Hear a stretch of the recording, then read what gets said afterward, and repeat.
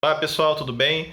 Começaremos agora a sexta aula de geomorfologia, que vai trabalhar zonas morfoclimáticas dentro do tópico geomorfologia climática. Estamos trabalhando com a classificação do Julius Biddle, tá? Que divide a Terra em 10 zonas morfoclimáticas.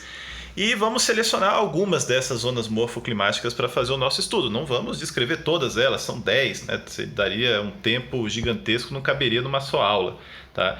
A gente vai falar das zonas que são glaciais, áridas e tropicais, que concentram a maior parte dos processos geomorfológicos conhecidos. Tá? É importante a gente relembrar que essa classificação ela depende não apenas dos climas atuais, como você pode ver aí nesse mapa, né? Os climas que estão presentes hoje na Terra e que condicionam os processos atuais, que condicionam a morfodinâmica, mas também leva em conta os processos pretéritos, os processos dos climas do passado, que ficam registrados tanto nas rochas, quanto nos relevos, quanto nos solos, como a gente vai ver. Então, esse mapa que eu estou mostrando para vocês, ele está mostrando já uma configuração diferente daquela que a gente tem hoje de climas. É uma configuração que a gente tinha na Terra há 20 mil anos, 21 mil anos atrás. E nessa configuração climática é possível notar uma maior presença do gelo. Tá? A gente está vendo aí uma era glacial, a última era glacial no caso. O máximo glacial, tá? Dessa última era, em que as geleiras tiveram a sua máxima extensão. Ou seja, as geleiras que estavam cobrindo os continentes acabaram tendo, né, um volume de água gigantesco. E isso fez com que o próprio nível do mar descesse. Quer dizer, a água, a quantidade de água na Terra não muda, ela não varia, né? E se um reservatório de água está recebendo muita água, outro reservatório está perdendo muita água. E quem está perdendo água aí são os oceanos. Tá? Você pode perceber que nesse mapa a gente tem uma extensão maior das áreas continentais. Pode ver que lá na Indonésia, por exemplo, ela está conectada com a Ásia, tá? Diferente do que temos hoje. Você pode ver que lá no Oriente Médio o Golfo Pérsico não existe, tá? Ele está totalmente emerso. Ou seja, a gente tem uma configuração diferente da geografia nessa época por conta da glaciação, que fez os climas mudarem, fez o Saara ficar mais úmido, fez o Brasil ficar mais seco, fez o nível do mar descer. Tá? Então é importantíssimo que a gente leve em conta os climas do passado também, os paleoclimas, para poder compreender a morfogênese do relevo. Tá? A gente quer entender não só a dinâmica atual, mas também a gênese, né? Como que os processos do passado contribuíram para formar os relevos que a gente tem hoje. Então, nesse estudo, vamos considerar especialmente zonas glaciais, zonas áridas e zonas tropicais. São as três que a gente vai estudar hoje. Começando, então, pelas zonas frias, glaciais e periglaciais. O periglacial é aquilo que está ao lado do glacial e as zonas glaciais são aquelas que têm as geleiras como os seus principais agentes geológicos. Ainda na questão das glaciações do Pleistoceno, nas glaciações dos últimos milhares de anos, a gente pode ver do lado um mapa que mostra a configuração dessas calotas, as calotas de gelo que cobriam vastas extensões no passado. Você pode ver que o território canadense está coberto de gelo, o território do norte da Europa também, uma parte da Rússia, a Groenlândia totalmente coberta de gelo, como era de se esperar numa situação de glaciação, ou seja, as geleiras ocuparam áreas maiores do que elas ocupam hoje. Elas produziram impressões nas rochas, nas paisagens dessas regiões, e essas impressões podem ser reconhecidas até hoje. O que é uma geleira, afinal? É uma grande massa de gelo que se forma pelo acúmulo da neve, que cai na forma de precipitação. E as geleiras podem ser divididas em dois grupos principais. As geleiras de vale, que são mais comuns em áreas montanhosas, como você vê na imagem de cima, e as calotas de gelo, que são mais comuns em regiões polares e subpolares, que cobrem vastas extensões continentais. Tá? Então tem as geleiras de vale e as calotas de gelo ou geleiras continentais, que cobrem vastas extensões, e o melhor exemplo que a gente tem hoje é a Antártica e a Groenlândia, que está aí nessa imagem, né? Que são as duas grandes calotas de gelo da Terra que concentram a maior parte do gelo da Terra. O gelo nas geleiras, ele tem uma dinâmica, ele não está parado, tá? Ele tem uma dinâmica, e essa dinâmica faz com que ele ponha outros materiais também em movimento, tá? Essas grandes massas de gelo têm uma grande energia, tem uma grande capacidade de produzir mudanças na paisagem. E elas conseguem se mover porque embaixo dela você tem água derretida. A água na base da geleira, ela está em alta pressão, e essa alta pressão faz com que ela derreta, tá? Então você tem, mesmo que as temperaturas estejam muito baixas, uma película de água líquida que confere certa lubrificação, permitindo que a geleira deslize desde as partes mais altas até as partes mais baixas, seguindo a força da gravidade. É a gravidade que está fazendo as geleiras se moverem. E nessa geleira a gente pode reconhecer duas regiões principais.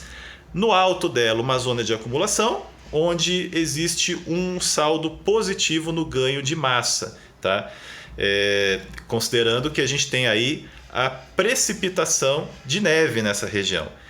E lá na parte de baixo você tem já um saldo negativo, quer dizer, você tem mais neve sendo novamente transformada em água líquida e também em gás pelo processo de sublimação, do que ganho de neve. Tá? Então, nas partes altas a geleira está crescendo, nas partes baixas a geleira está diminuindo, ela flui das partes altas para as partes baixas, e esse fluxo faz com que ela se equilibre. Tá?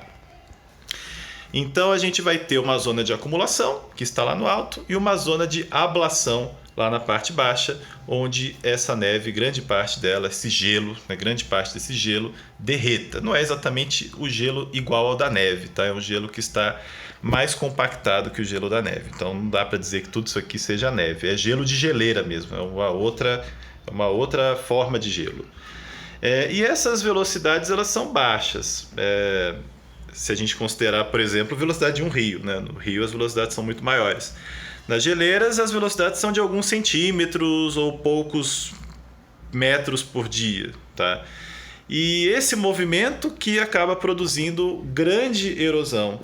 E, consequentemente, né, junto com a erosão, a gente tem também o transporte de materiais e a sedimentação quando a geleira interrompe o seu movimento. Na hora que ela chega no seu limite inferior, ela derrete e ela deixa para trás os materiais que ela transportou.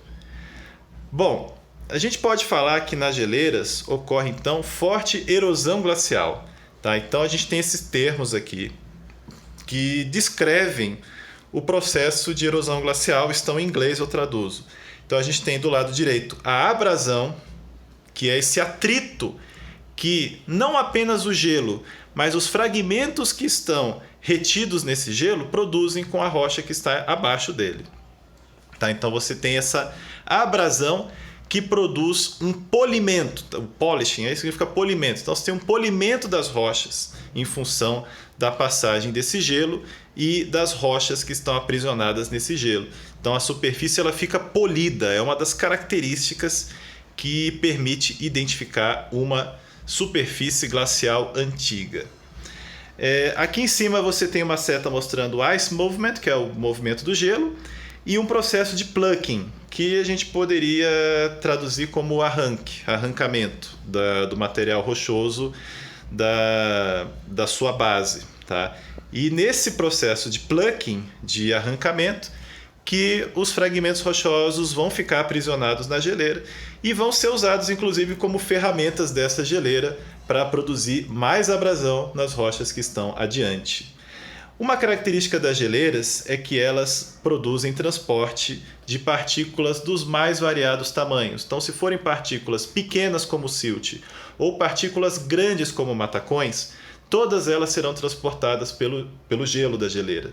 A geleira tem energia suficiente para transportar o que tiver na frente dela. É diferente, por exemplo, de uma corrente fluvial, de uma corrente eólica, que não consegue transportar exatamente tudo o que está na frente dela. todos os sedimentos que estão na frente dela. A gente tem um exemplo aqui em São Paulo de feição que foi produzida por erosão glacial. É muito interessante a gente notar que existem remanescentes de glaciação aqui no estado de São Paulo, como a gente encontra lá em Salto, no interior próximo à cidade de Itu, onde também existem outras feições de origem glacial, como vamos ver. Essas ranhuras que estão aqui na rocha, que são quase na horizontais, um pouquinho inclinadas para a direita, elas são ranhuras de origem glacial. A gente pode chamar de estrias, tá? São estrias de origem glacial que formaram uma rocha que tem uma feição geral chamada de rocha Motonê.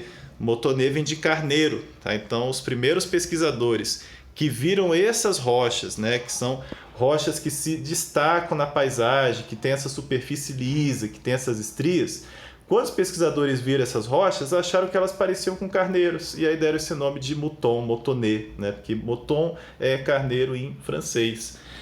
Então essa é um exemplo, né, de uma rocha que foi modificada por erosão glacial.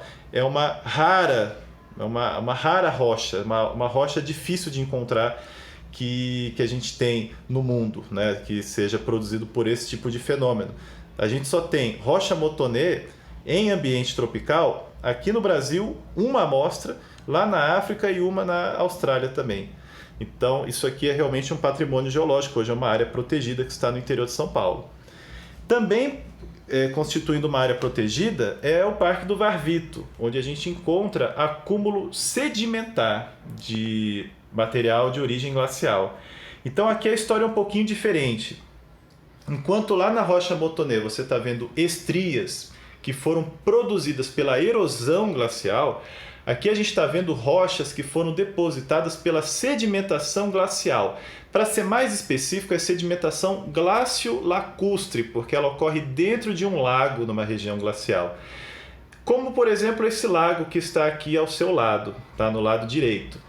Nesses lagos, a gente vai ter um congelamento dessa superfície da água no inverno, então o lago ele fica tampado, né? Não entra mais sedimentos, ou praticamente não entra durante o inverno, e durante o verão essa superfície fica livre para a entrada de sedimentos, por exemplo, por esses riozinhos que estão aí.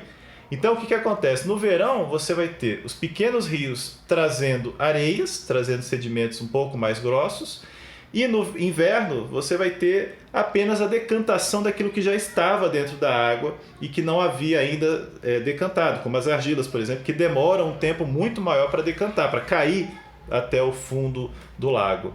E aí você tem camadas alternadas de areia, argila, areia, argila, areia, argila, que vão formar os varves, tá? Esses varves, quando eles se litificam no processo de litificação, né, na formação de uma rocha sedimentar, eles vão gerar uma rocha chamada de varvito, tá? Então é um lugar muito interessante para a gente visitar também. Lá no interior de São Paulo, fica pertinho da rocha Motonê, dá para fazer um trabalho de campo que envolva os dois. É realmente muito interessante. Então, no contexto das geleiras, né, da erosão glacial, da sedimentação glacial, a gente vai ter essas feições principais. Vai ter as estrias nas rochas, e uma outra feição muito importante que a gente tem também são essas morainas, que você pode ver nessa imagem lá na parte inferior, no canto direito lá da imagem. Vocês estão vendo lá que tem terminal moraines, né? São as morenas terminais ou morainas terminais. As duas palavras são usadas para descrever essa feição, moraina ou morena, tá? E essas morainas ou morenas são acúmulos de sedimentos que formam montículos na frente das geleiras, no caso aqui das morainas terminais. Podem ser, por exemplo, montículos que ficam no meio das geleiras ou entre duas geleiras que se encontram, como as morainas mediais, tá? Então existem também as morainas laterais, ou seja, todo o vale glacial ele pode conter essas formas de relevo. São pequenos montes produzidos pelo acúmulo de sedimentos. Nesse caso aqui você pode pensar numa geleira que foi empurrando os sedimentos até determinada posição e depois a geleira recuou, porque a geleira ela avança durante o inverno, no período em que predomina o acúmulo de neve, e ela recua no verão, quando predomina a fusão dessa massa congelada, né? E aí, quando ela atinge a sua extensão máxima e depois retorna, ela deixa para trás os sedimentos nesses pacotinhos aí, formando as morainas, tá? Então, são feições também de origem glacial e que podem ser preservadas alguns milhares de anos depois das geleiras desaparecerem daquela paisagem. Como a gente tem, por exemplo, no Canadá, nos Estados Unidos, na Europa, existem essas morainas que são correspondentes a glaciações que aconteceram há 20 mil anos, né? Glaciações que foram recentes. Enquanto que aqui no Brasil, as glaciações são de milhões de anos, são glaciações de 300 milhões de anos, que já não guardam mais esse tipo de feição. Bom, agora descrevendo uma paisagem glacial, né, suas feições fundamentais, isso pensando em área de montanha principalmente. O que a gente pode notar nessa paisagem? Uma das coisas que é possível notar, a profundidade dos vales que as geleiras escavam, né? Você pode ver que a geleira produziu um grande canalzão ali, por onde ela se estabelece, por onde ela erode as rochas. E essa atividade glacial, ela também molda as formas das montanhas, né? Então as montanhas elas acabam tendo essas formas mais pontiagudas em função da erosão que vai acontecendo nas vertentes, né? Uma erosão muito intensa que é também facilitada por um intemperismo muito intenso relacionado aos ciclos de congelamento e degelo dentro das rochas que fazem com que elas se fragmentem, né? Elas liberam fragmentos grandes, fragmentos grossos, que são rapidamente transportados pelas geleiras. Então a gente está vendo uma paisagem que tem muita energia erosiva, né? As geleiras elas conseguem produzir uma erosão muito intensa e isso leva à formação de vales profundos, de picos pontiagudos em função do tipo de processo que está acontecendo, esse intemperismo físico que vai propiciando a remoção, a pronta remoção de material da superfície. Aqui você não tem nem manto de intemperismo aparecendo, tá? Como acontece nas regiões tropicais, por exemplo. Você tem a rocha exposta, a rocha está diretamente exposta. Tamanha a eficácia da remoção de sedimentos. E, por outro lado, a ineficácia do intemperismo químico, que não está praticamente produzindo alteração nenhuma aí nas rochas. Quando a gente tem o derretimento dessas geleiras, sobra uma paisagem pós-glacial. E nessa paisagem pós-glacial é revelado esse vale profundo que foi escavado pela geleira. E esse vale, você pode ver que ele tem uma forma bem característica, é um vale em forma de U. É um vale bastante côncavo, tá? Parece uma rampa de skate mesmo, tá? E o que é interessante nesse vale também é que os vales que são tributários a esse, ou seja, os afluentes desse vale, eles vão formar em grande parte cachoeiras, tá? São vales pendentes, né? Onde aparece ali Hanging Valley, são vales pendentes. Ou seja, você não tem um sistema fluvial elaborando esses vales, respondendo a um nível de base, tá? E que seja equilibrado em relação a esse nível de base. Não acontece isso aqui. Aqui você não tem esse equilíbrio fluvial acontecendo. Você tem uma paisagem que é produzida por processos glaciais e que pode hoje ter rios, né? Os rios podem estar ocupando esses vales, mas esses rios que estão hoje lá não são os responsáveis pela formação desses vales, tá? Eles não têm energia suficiente para produzir esses vales em tão pouco tempo como as geleiras conseguem produzir. Então essa é uma feição geomorfológica também bastante sugestiva de processos glaciais no passado, esses vales em U, como são encontrados nas áreas montanhosas, tanto na Europa quanto na América do Norte. Então esses vales em U mostram que essas áreas montanhosas já tiveram no passado geleiras muito maiores do que elas têm hoje. Pode acontecer desses vales em U ficarem afogados pelo aumento do nível do mar que ocorre após o fim da glaciação. Que quando a gente tem as geleiras no seu máximo tamanho, elas estão guardando bastante água, tá? Na hora que essas geleiras derretem, elas começam a liberar essas águas que vão chegar nos oceanos. Essas águas vão chegar pelos rios, vão chegar pela evaporação, de alguma maneira elas vão chegar nos oceanos. E aí os oceanos eles vão aumentar de volume, tá? Eles vão crescer, o nível do mar vai subir e alguns desses vales produzidos por geleiras podem ficar agora embaixo d'água. É o que acontece no litoral de alguns países que sofreram glaciação recente, como no caso da Noruega, como no caso da Islândia e como no sul do Chile, aqui na América do Sul também, e lá no Alasca, nos Estados Unidos da América do Norte também. Então são áreas em que houve glaciação na última era glacial, há 20 mil anos, e essas geleiras derreteram. O vale sobrou, o vale continuou existindo, e ele foi posteriormente ocupado pelas águas dos oceanos que subiram. E aí a gente tem a formação dos fiordes, tá? Que são as feições formadas nesses contextos, que também são indicativas de processos glaciais do passado. Bom, pensando nos solos que a gente encontra nas regiões frias e nas regiões glaciais e periglaciais, que estão dentro aí das regiões frias, a gente encontra um tipo de solo que possui dentro dele uma camada congelada, uma camada que é permanentemente congelada, ela não chega a derreter totalmente durante o verão. As temperaturas lá embaixo do solo, elas não variam tanto quanto aqui na superfície. Então, mesmo que na superfície tenha temperaturas positivas, em profundidades de 1, 2, 3, 4 metros, você pode ter temperaturas negativas o ano inteiro, porque vão ser as temperaturas mais próximas às médias anuais, porque as variações elas são realmente muito lentas dentro do solo, as variações das temperaturas. Então você tem a formação de uma camada permanentemente congelada que é chamada de permafrost, tá? É uma característica de áreas periglaciais, tá? É a formação desse permafrost e áreas glaciais também.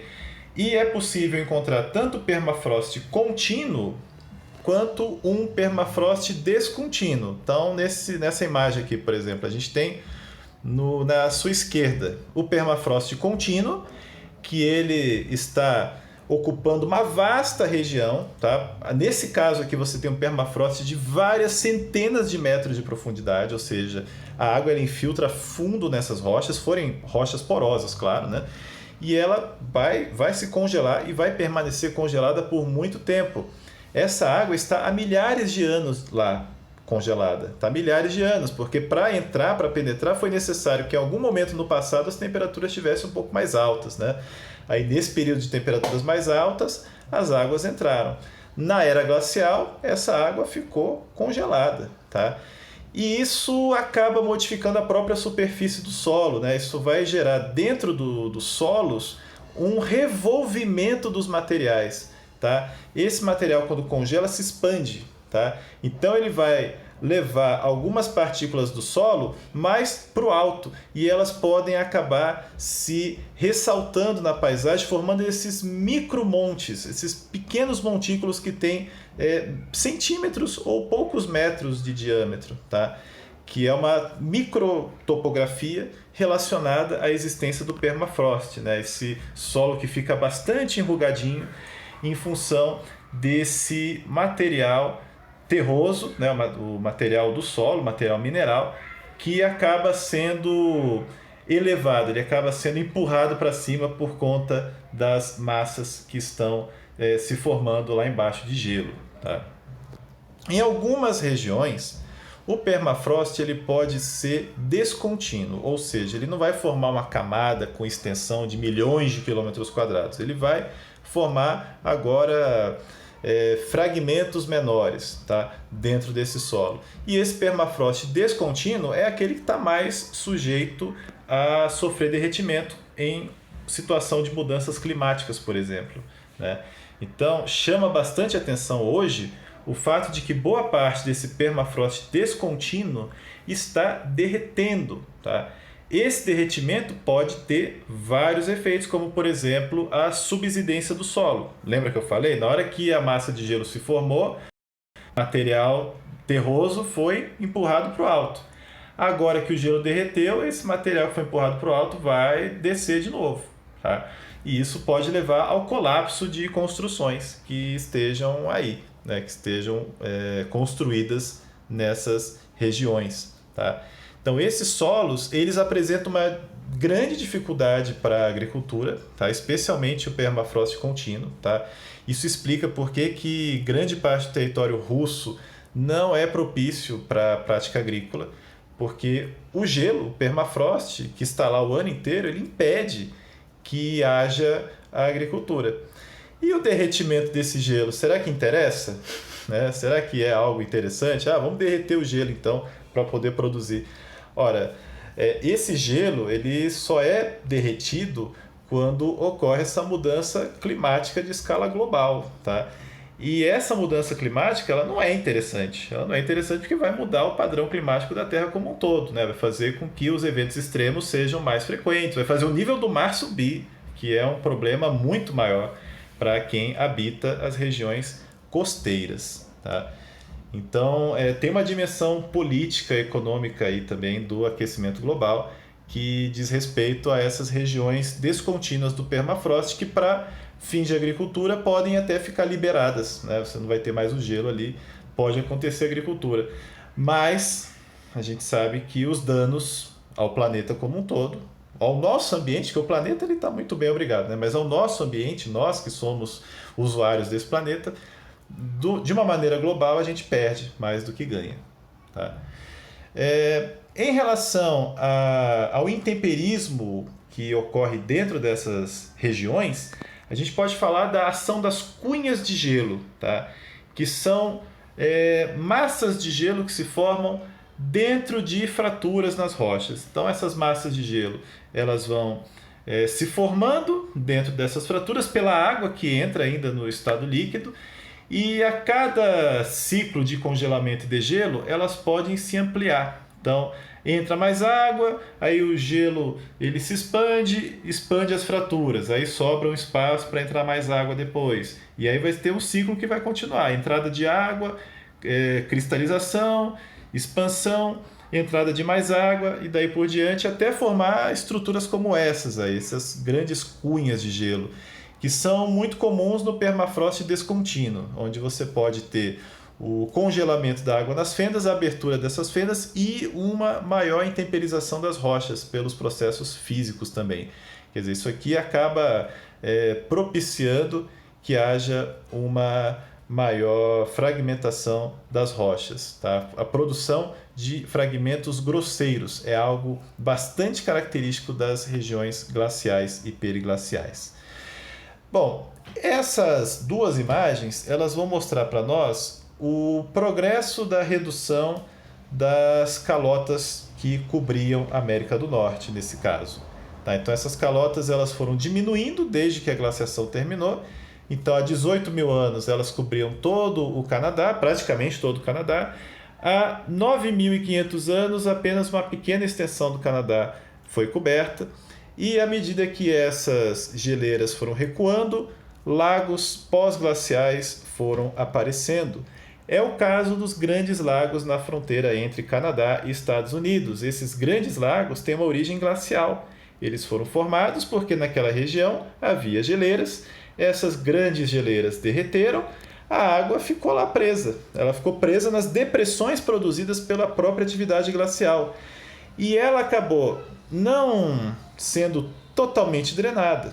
Tá? As depressões elas foram profundas o suficiente para manter essa água e o clima manteve-se úmido o suficiente para manter essa água. Então a gente tem a preservação desses lagos de origem pós-glacial. Tá? E os lagos eles podem nem sempre permanecer, como é o caso dos grandes lagos nos Estados Unidos. Você pode ter lagos que se formam com o fim da glaciação e que depois desaparecem pelo processo de evaporação. É o caso de boa parte dos lagos que existiam no oeste dos Estados Unidos.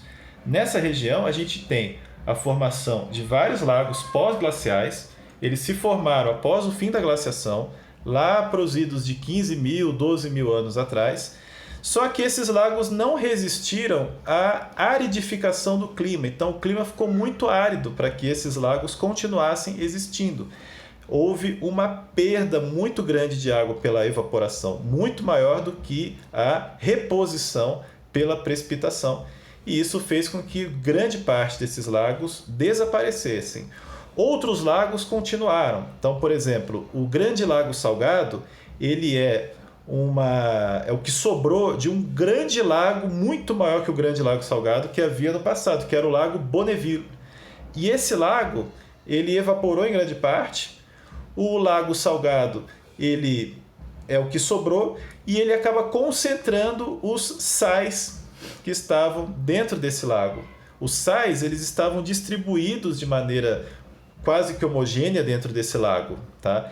Só que à medida que a água foi evaporando, os sais foram se concentrando e o lago foi ficando cada vez mais e mais e mais salgado, tá? Isso explica por que alguns lagos que a gente tem dentro do continente são tão salgados. Eles ficam salgados por conta da evaporação. A evaporação leva a água embora e o sal fica. O sal ele não é levado na evaporação. Em situações extremas, o lago pode evaporar completamente e o sal pode se depositar, formando depósitos de halita, como a gente tem lá no salar de Uyuni, na Bolívia, por exemplo. Tá? No salar do Atacama também existem vários exemplos de desertos de sal que foram produzidos quando o lago pós-glacial evaporou completamente. Quer dizer, aqui a gente teve um evento, primeiro, um período glacial, teve um período úmido pós-glacial e, num terceiro momento, um período árido. E essa sucessão de eventos, essa sucessão de períodos, de momentos diferentes, fez com que a gente tivesse a formação desses grandes desertos de sal. E é por isso que eu falo para vocês que não basta a gente entender os processos atuais, tem que entender os processos do passado também, para ter uma ideia de como que essas feições que a gente encontra hoje na Terra foram produzidas, né? O clima atual não consegue explicar tudo isso. Bom, agora a gente vai para um segundo tipo de ambiente. Vamos ver agora as regiões áridas e subáridas, das latitudes médias e subtropicais. Tá? Nesse mapa, a gente está destacando as zonas áridas em si. Tá? Então, por exemplo, aqui na América do Sul, está lá o deserto do Atacama, na costa oeste. A gente tem a Patagônia. Tem lá na América do Norte desertos concentrados na faixa oeste do continente. Na África temos o deserto do Saara, o deserto da Namíbia e do Kalahari. Temos o deserto da Arábia, na Península Arábica. Na Ásia, lá no centro da Ásia, o deserto de Gobi, causado não só pela questão da latitude, mas também pela continentalidade. E na Austrália, o grande deserto australiano. Tá? E a gente pode notar que essa distribuição não é bem aleatória, né? Você vê que tem uma concentração dos desertos em algumas faixas específicas. Então, lá na faixa dos 30 graus de latitude, onde está o Saara, no hemisfério norte, tem uma série de desertos. Tá? Eles estão todos ali distribuídos de maneira zonal, ou seja, de maneira a acompanhar as latitudes.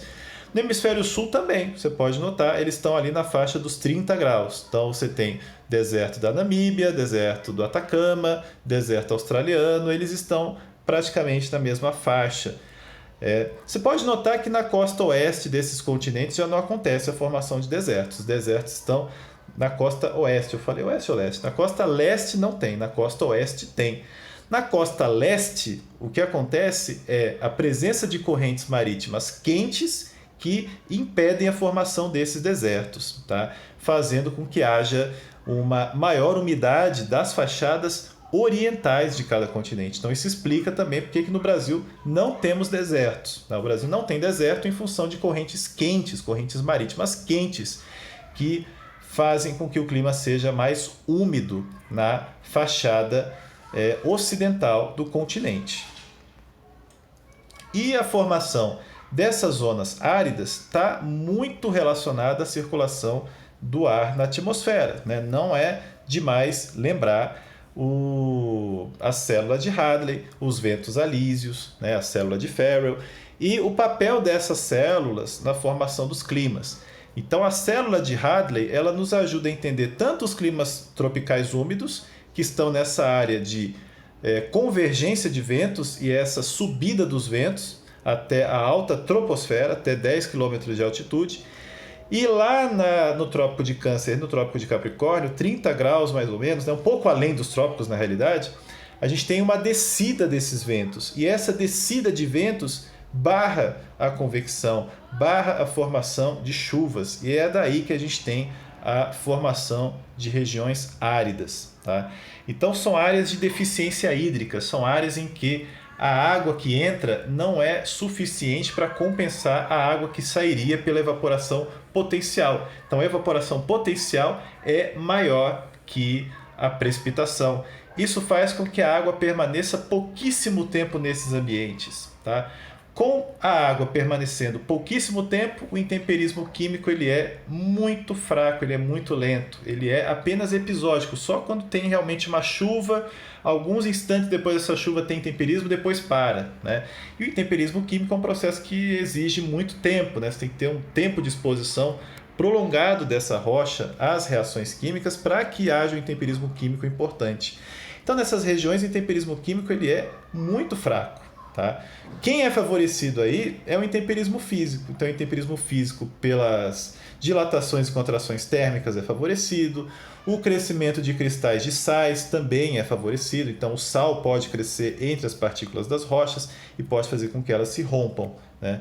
Então, são paisagens em que você vai ter uma lentidão muito grande do intemperismo químico. O intemperismo físico ele é importante, mas ele também não é algo comparável com o que acontece nas regiões glaciais, em que você tem uma atividade muito intensa de intemperismo físico. Né? Você tem o gelo produzindo muito material inconsolidado, muito sedimento grosso. Aqui o sedimento ele é produzido de maneira muito mais lenta. Então no deserto as coisas acontecem de maneira mais lenta, a paisagem vai ser mais lentamente alterada. Tá? E um dos processos que ganha relevância é o processo eólico. Tá? Então nos desertos o processo eólico acaba ganhando relevância porque a vegetação não está presente de maneira suficiente para proteger o solo. Então o solo ele fica exposto à ação do vento e o vento redistribui as partículas que têm tamanhos específicos que ele consegue transportar. No caso, principalmente areia fina e partículas de silt. Tá? Vai predominar a areia, tá? Que é o material que é predominantemente produzido pelo intemperismo físico dentro dos desertos. Então o vento ele vai redistribuir as areias dentro dos desertos. Um processo que é importante nessa redistribuição de areias é o processo de deflação. Então o vento ele vai atuar sobre um pacote de sedimentos que possui sedimentos de diferentes tamanhos. Tem lá os cascalhos, tem as areias, tem até um pouquinho de argila naquele mísero intemperismo químico que pode acontecer de maneira episódica. Mas o que o vento realmente vai transportar é a areia. Tá? Os cascalhos estão muito grandes para serem transportados e a argila está muito grudada nos cascalhos para serem transportados, e quando são transportados estão aderidas às areias. Né? Quando isso acontece, o que como a gente já falou, né? É algo que acontece em pequena proporção. A proporção de argila é muito baixa aqui, mas não quer dizer que ela não exista. Então esse processo que a gente vai chamar de deflação, ele vai ser o processo de remoção de material arenoso, especialmente areia fina, pelo vento, e a concentração dos materiais maiores, principalmente. Então, os seixos eles vão acabar se concentrando e vão produzir isso que a gente vai chamar de pavimento desértico. Ou seja, é um pavimento que recobre grandes extensões do deserto, especialmente aquelas extensões que estão perdendo uma areia pela erosão eólica. Essas extensões que estão perdendo areia, a gente pode usar um termo bem específico para chamá-las. Pode chamar de regs, R-E-G, é um nome árabe. Tá? E esse nome ele é aplicado originalmente no deserto do Saara, tá? Que é o maior deserto da Terra, mas é um nome que acaba sendo aplicado em outros desertos também, né? Que vão ter morfologias semelhantes. Então no Saara vai ser comum encontrar extensões em que você tem rochas expostas, em que os sedimentos grosseiros estão expostos porque a areia foi removida de lá pela deflação.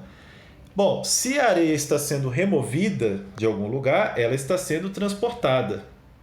E posteriormente ela vai se acumular em algum lugar. Então essa areia ela vai ser transportada pelo vento por diferentes processos. Você pode ter o processo de suspensão, então parte dessa areia pode estar em suspensão, especialmente a areia mais fina e o silt também, a pequena poeira, né, as partículas menores, elas podem ficar em suspensão e elas podem ser transportadas a longas distâncias.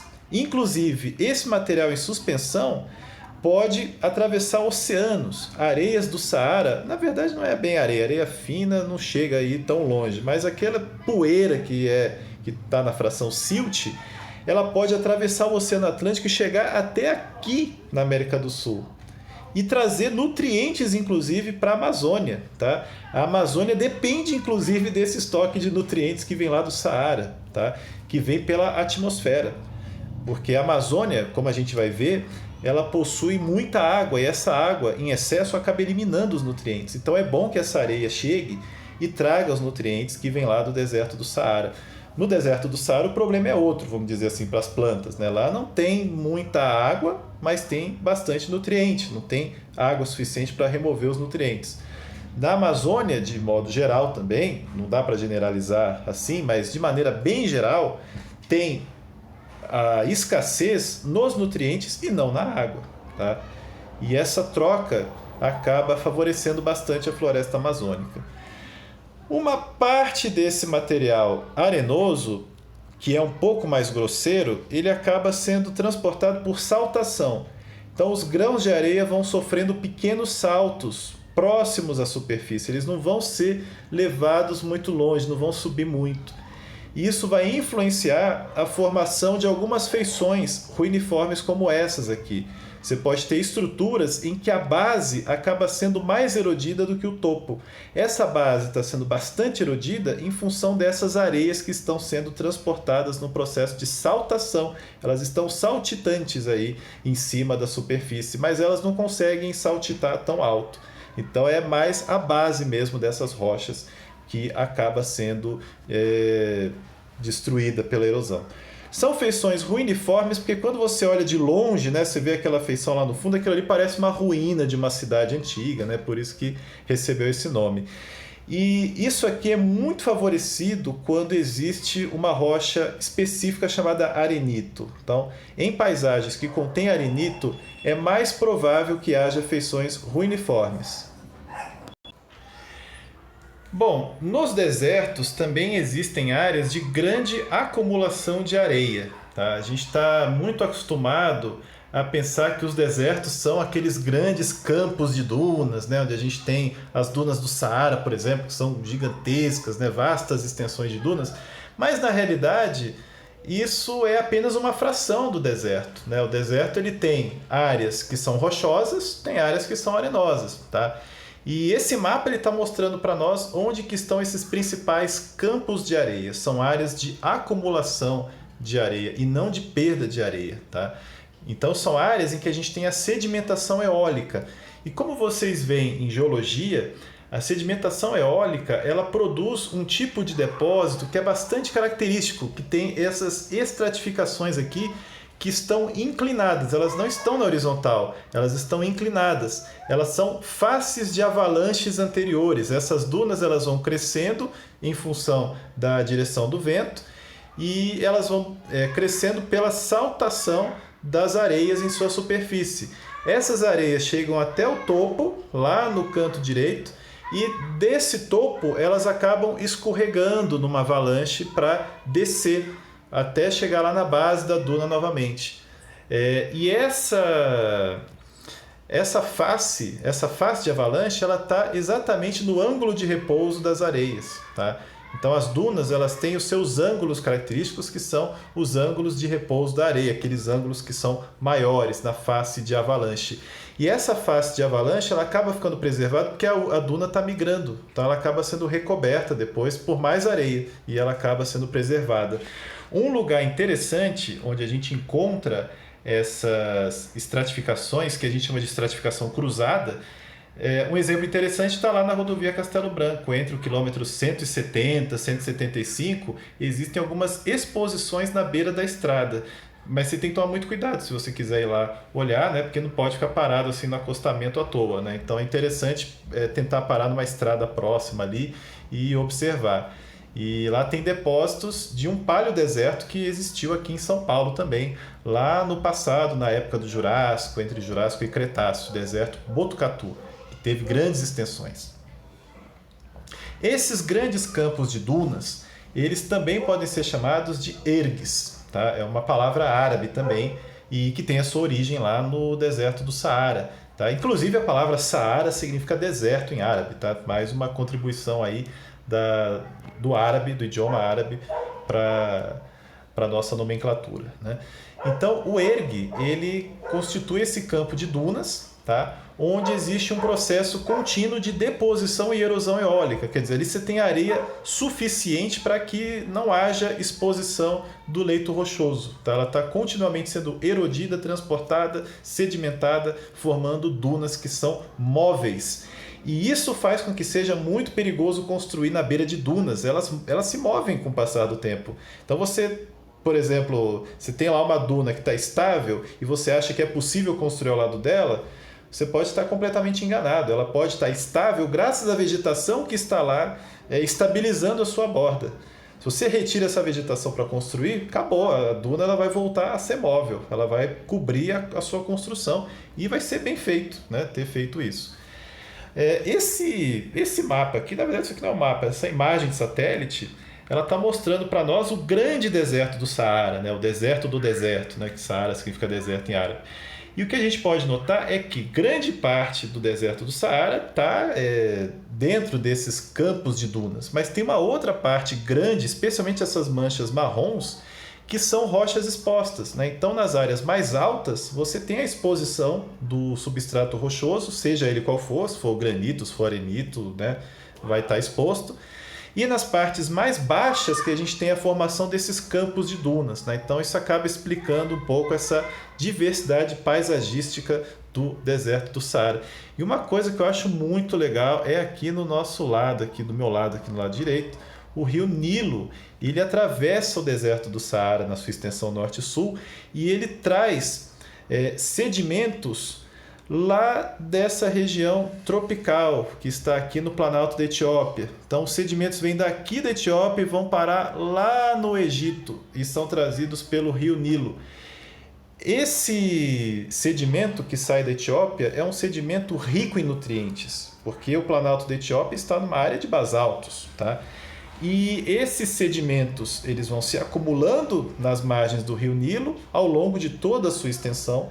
E esses sedimentos foram muito importantes para trazer a fertilidade natural que existe no Vale do Baixo Nilo, onde está e estava a civilização egípcia, né, há milênios atrás.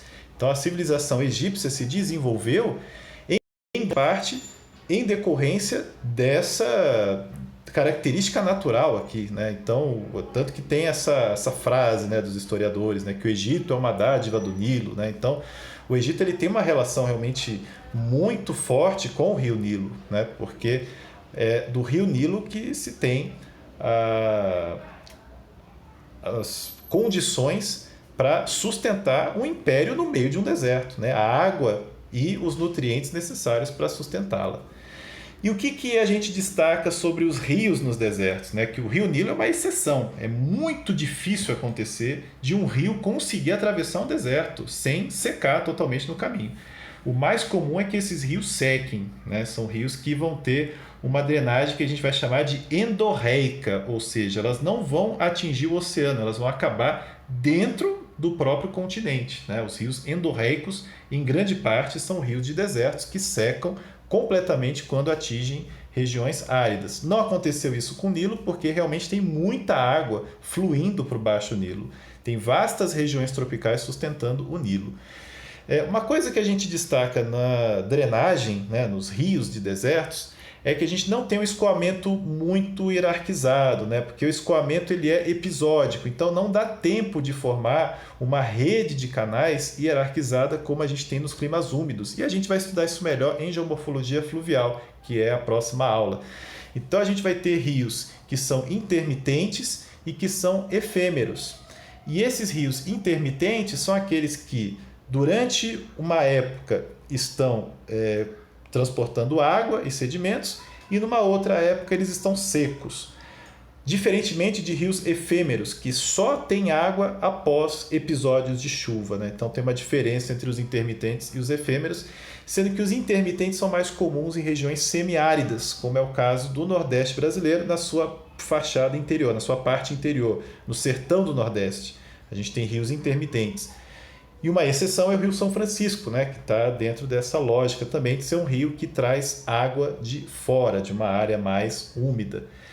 Esses rios em áreas secas podem ser chamados de uadis, tá? É uma outra palavra de origem árabe, tá? Que significa rio em árabe. E essa nomenclatura acabou sendo usada para rios que têm essas características de clima seco, ou seja, rios que podem ser intermitentes ou mesmo efêmeros, que tem um leito bastante cascalhoso, né? Um leito que tem bastante sedimento grosso por conta do intemperismo físico que predomina, e eles têm uma morfologia que depois a gente vai esclarecer lá na geomorfologia fluvial, que não é aquela morfologia sinuosa, meandrante, né? Que você tem uma morfologia entrelaçada, mas isso a gente vai esclarecer com geomorfologia fluvial. O importante é destacar que essa morfologia entrelaçada ela tem relação com a formação de muitos bancos de areia ou de cascalhos no centro do rio. Porém, a erosão fluvial ela pode ser importante em área de montanha. Tá? Você pode ter, por conta do degelo dessas áreas de montanha, a formação de vales bastante profundos também. É o caso do cânion do Rio Dades, lá no Marrocos, tá? Onde você encontra um vale bastante profundo, como todo cânion, né? O cânion é definido por ser um vale fluvial muito profundo e estreito, tá? E que foi produzido em função dessa existência de água de degelo. Outra feição também importante das zonas áridas, os pedimentos, como a gente chegou a mencionar na aula sobre o Lester King, que fez estudos em regiões áridas.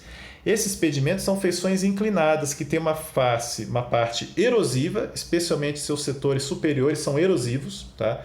Então ali é uma área em que predomina a erosão. Só que essa erosão ela não é muito eficiente assim, né? Você vê que o material ele é erodido, mas boa parte dele fica espalhado aí, ele fica retido nesse ambiente por muito tempo, né? E é por isso que essa rampa se forma, né? Se tivesse uma eficiência maior dessa erosão, a gente ia ter vales, ia ter rios, né? Transportando esse material para fora e não ia restar esse material todo aí. Na base dos pedimentos é possível formar áreas um pouco mais úmidas, como as barradas e as praias, né, que são as áreas mais úmidas aí dos desertos, que é para onde vai essa drenagem endorreica, né? Então a drenagem endorreica ela acaba terminando nessas praias, tá? Que é onde a gente vai ter acúmulo de sedimentos que são oriundos dos pedimentos e das montanhas que estão próximas a esses pedimentos, caso haja montanhas. E no final a gente vai falar dos ambientes tropicais, nessa aula que está sendo a aula mais longa de todas, né? Mas é porque a gente tem bastante conteúdo mesmo para trabalhar, né? São 3 zonas diferentes para a gente descrever. O que acontece nas zonas intertropicais? Zonas intertropicais são aquelas que têm as temperaturas mais elevadas, ou seja, são os megatérmicos, e a gente pode definir como aqueles climas em que as temperaturas não são menores que 18 graus em nenhum mês do ano, tá? Então o clima tropical ele tem essa característica. E a precipitação anual ela supera a evapotranspiração potencial anual, ou seja, você tem aí um superávit, um excedente hídrico, você tem bastante água e essa água que está em excesso, ela acaba sendo aproveitada pelos rios, acaba sendo aproveitada pela erosão pluvial, acaba sendo aproveitada para fazer bastante intemperismo químico. Então essa é uma das características fundamentais dos ambientes tropicais. Quando a gente pensa na morfogênese, não basta entender o clima atual, né? Então, no ambiente tropical, especialmente aqui na América do Sul, a gente teve muitas mudanças em função da glaciação, né? O gelo não chegou aqui, na região tropical, mas os efeitos indiretos da glaciação chegaram e fizeram com que o clima ficasse mais seco. O que aconteceu foi o aumento dessa corrente das Malvinas, que aqui está como o nome de Falklands, né? Mas pode se chamar de Malvinas também. E essa corrente fria acabou trazendo condições mais secas para o interior do continente, como foi interpretado pelo professor Aziz Absaber. Tá? Então, Aziz Absaber fez muitos estudos sobre os paleoclimas do Brasil e ele constatou essa influência dessa corrente fria que ficou muito mais intensa e produziu situações de deserto aqui na fachada leste do continente.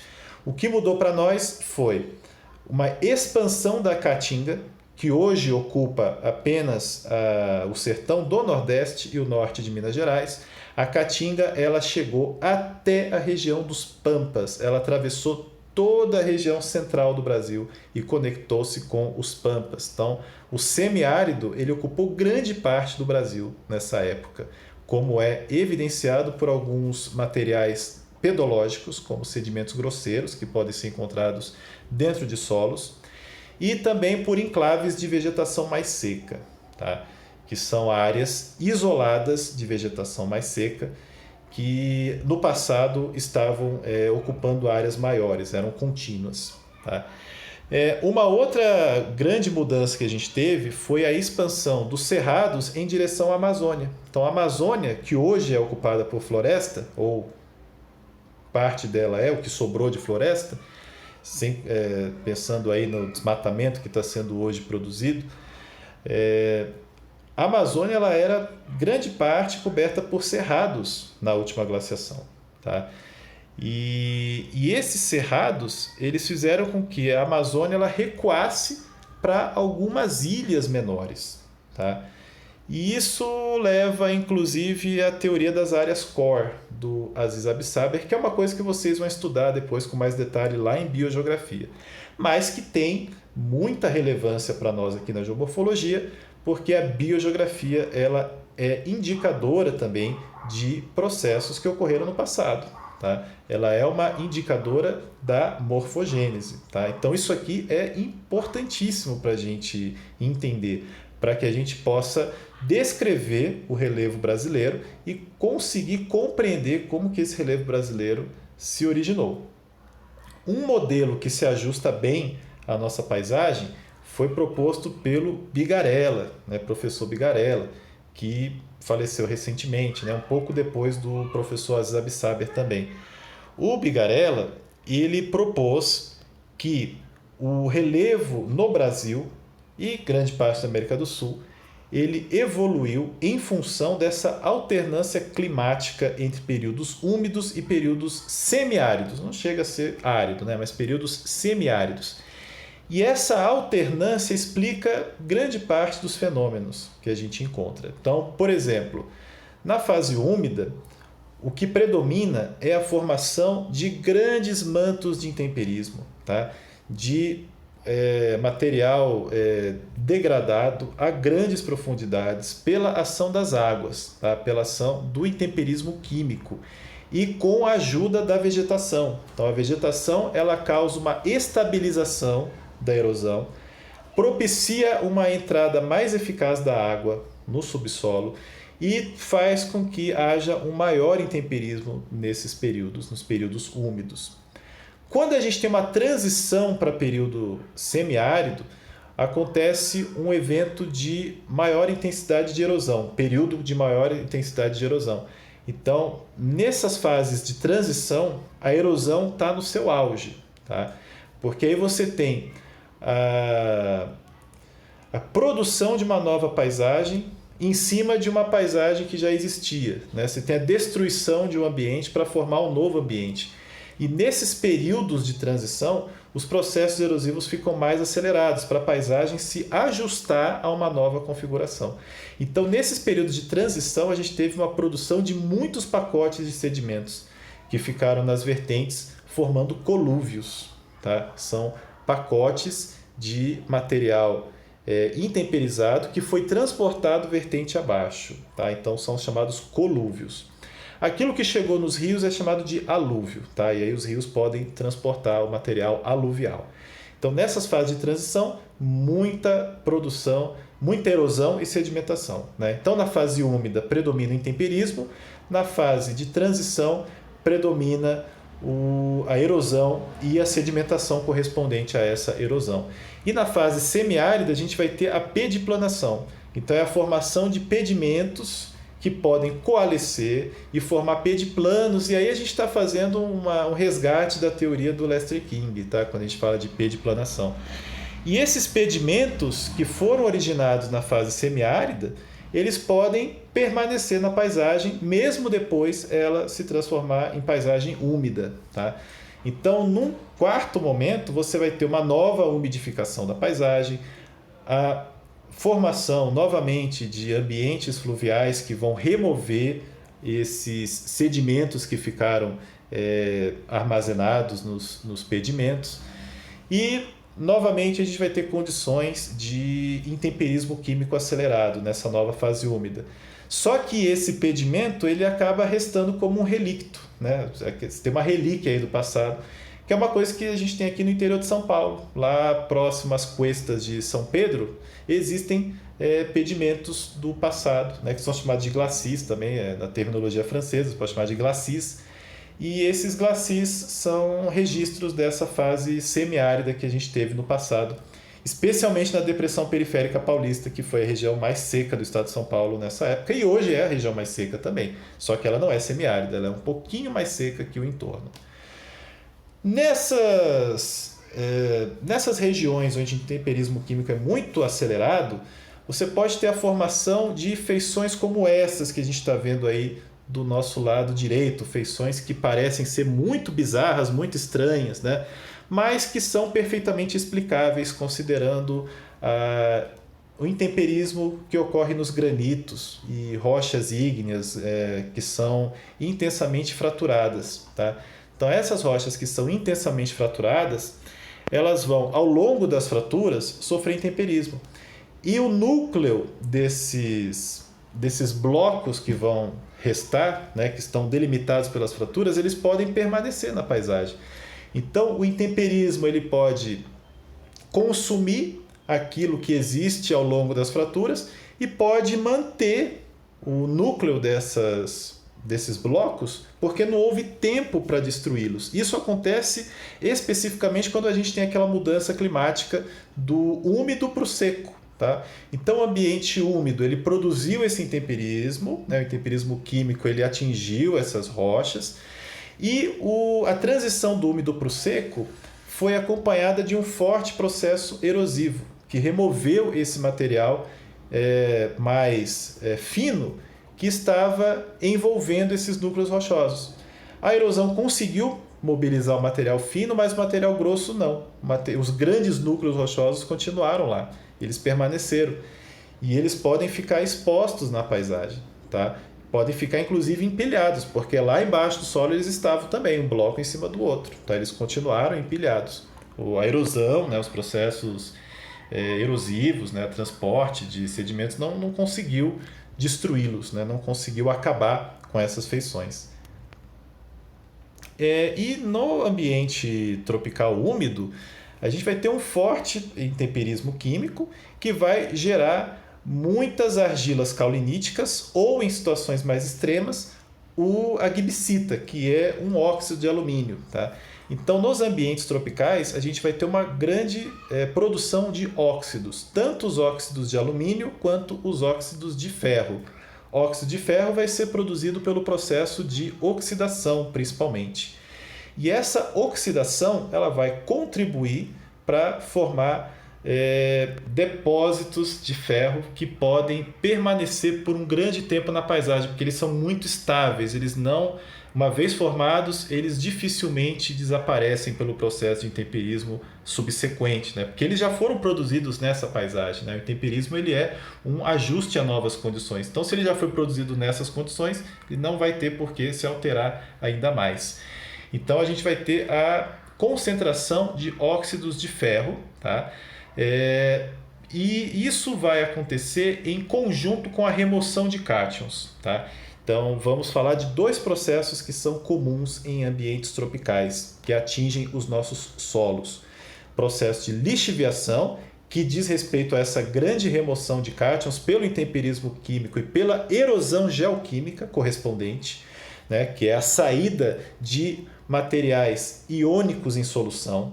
Tá? Então, a rocha ela vai sendo dissolvida por essa água e essa dissolução ela vai acabar fazendo com que os nutrientes sejam também eliminados. Tá? Vai ter uma lixiviação muito intensa que vai remover os nutrientes, que vai remover cátions dos mais variados tipos. Né? Então, potássio, por exemplo, cálcio, sódio, o magnésio, eles vão ser removidos. Mas existem dois que são mais persistentes, né? São dois que são menos móveis, que é o caso do alumínio e do ferro. Então a lixiviação ela já não consegue levar tão facilmente o alumínio e o ferro, porque eles não são tão solúveis assim em água, é mais difícil dissolvê-los. E isso explica por que ambientes tropicais têm solos tão ácidos, com tanto alumínio, porque um solo que tem muito alumínio acaba se tornando ácido, como lá em pedologia vai ser estudado. E por que ambiente tropical também pode ter tanto acúmulo de ferro, tá?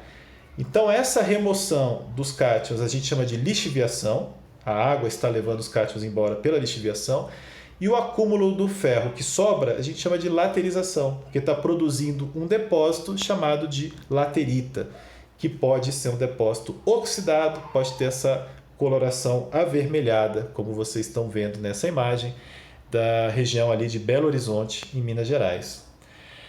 Para explicar a evolução dos relevos tropicais em longo prazo, existe um modelo teórico que foi discutido por vários autores, inclusive Biddle, tá? Que é o modelo da etiplanação.